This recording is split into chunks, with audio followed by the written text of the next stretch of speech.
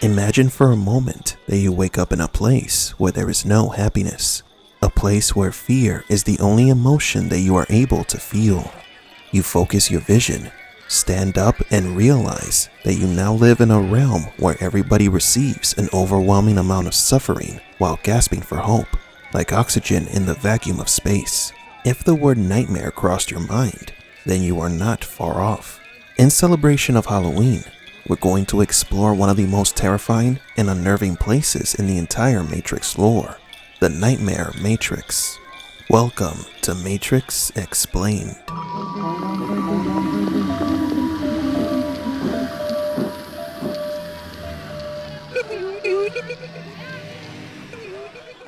The first completed simulation that humanity experienced was called the Paradise Matrix. As the name suggests, it was a place of peace and happiness, a somewhat accurate emulation of what the humans could consider to be heaven.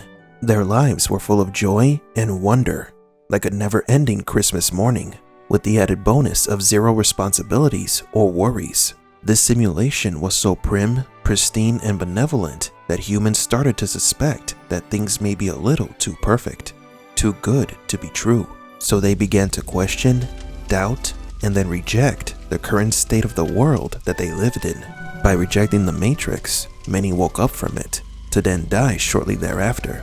They were never intended to escape the simulation.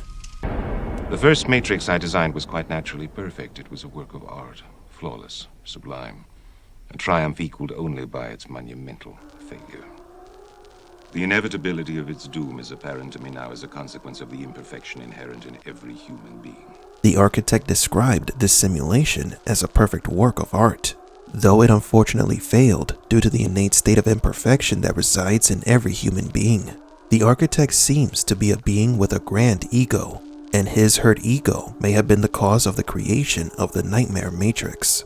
Where paradise was meant to be heaven on earth for the humans, nightmare was hell, a way for the architect to punish those who rejected his masterpiece and mend his fractured ego. Thus I redesigned it, based on your history, to more accurately reflect the varying grotesqueries of your nature. However, I was again frustrated by failure. So what was the Nightmare Matrix? For starters, it was similar to our own timeline, only that it was in a constant state of war. You can see this in the architect's room, in the little TV screens. Look closely and you can catch glimpses of war, dictatorship, deformed humans, burning houses, and plenty of suffering. The architect used our own history of events to design this atrocious place. He took each historical moment of human suffering and used them to build humanity's new home. Yet the architect was not satisfied with just creating suffering. To spice things up, he added several programs to the simulation that were designed based on our deepest fears. They ranged from mythological creatures to fictional creations of goth and horror taken from films and literature.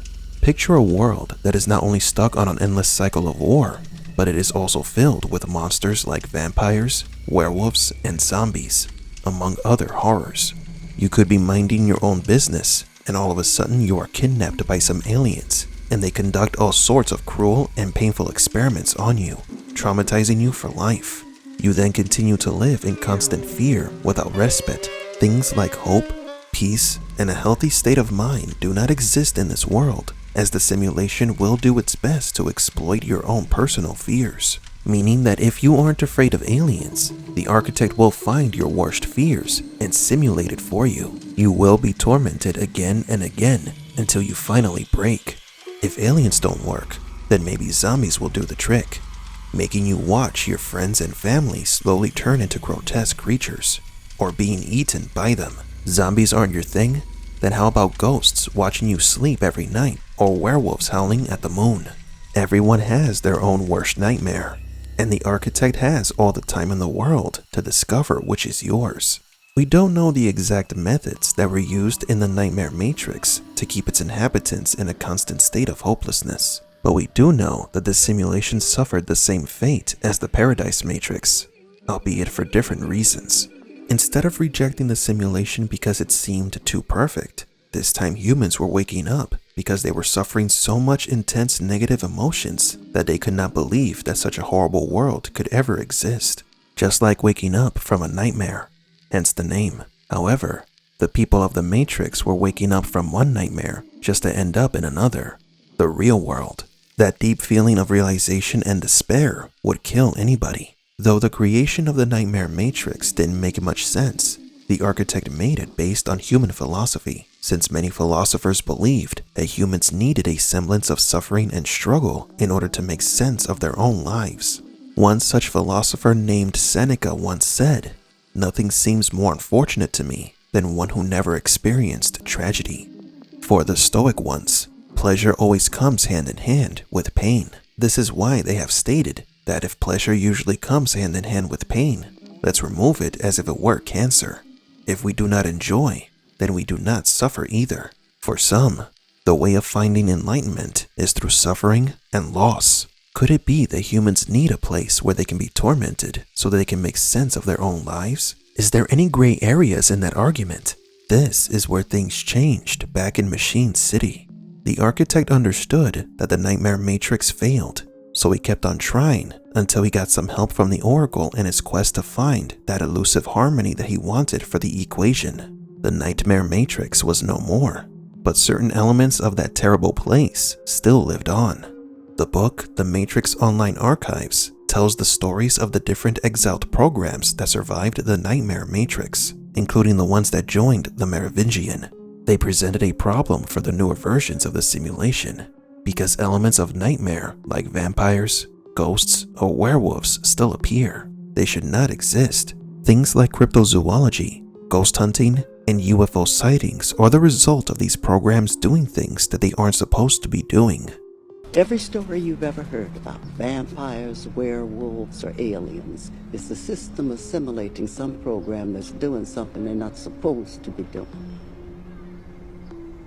One of the places in which these exiled programs are hiding is a construct called the Ashen Court, which is a simulation that runs parallel to the Matrix, similar to the train station Mobile Ave. The Ashen Court is described as follows. Ashen Court is a dark, gothic urban landscape populated with predatory blood drinkers. The construct is a preserved piece of a past fairy tale matrix established by the machines, in which they hoped humanity would be forever content and uninterested in escaping. Unfortunately, the human psyche could not deal with the perfection, and natural human anxiety soon caused a number of problems, including the subconscious warping of the simulation to allow for monsters and other deep-rooted fears. Exiles soon learned to take advantage of the changes to the simulation, and over the course of time, their RSIs became optimized to fit the niche humans had unknowingly created for them. Vampires, werewolves, ghosts, and other boogeymen. Many of these creatures survived the resets of the Matrix between then and the present, some by writing out the reintegration process in a safe haven construct such as Ashen Court. Though the original simulation was long ago destroyed by the machines, this backup version of a portion of that world has been maintained by the archivists. Surprisingly, one of the actors from The Matrix, Keanu Reeves, confronted the vampire lord himself, Dracula, in a world that is straight out of a nightmare, being at the mercy of the vampire and being tormented by him. Interesting, since we know that other versions of Neo could have existed in other versions of the simulation, possibly even in the Nightmare Matrix. The world of Dracula could have been a part of that same simulation. Maybe someday we will see a Matrix prequel where the Nightmare Matrix comes to life. A mixture of many horror tropes, madness, and despair. A series of comic books, video games, or even an HBO Max series exploring in depth the past versions of the Matrix. Though we would prefer it to focus solely on the Nightmare version, we are long overdue a good horror-themed show like Tales from the Crypt.